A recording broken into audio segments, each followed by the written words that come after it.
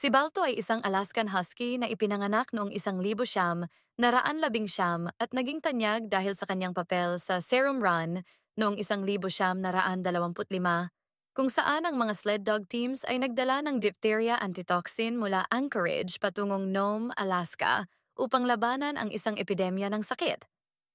Pinangunahan ni Balto ang huling yugto ng paglalakbay na may kabuuang distansya na humigit kumulang 674 na milya sa ilalim ng matinding kondisyon ng panahon.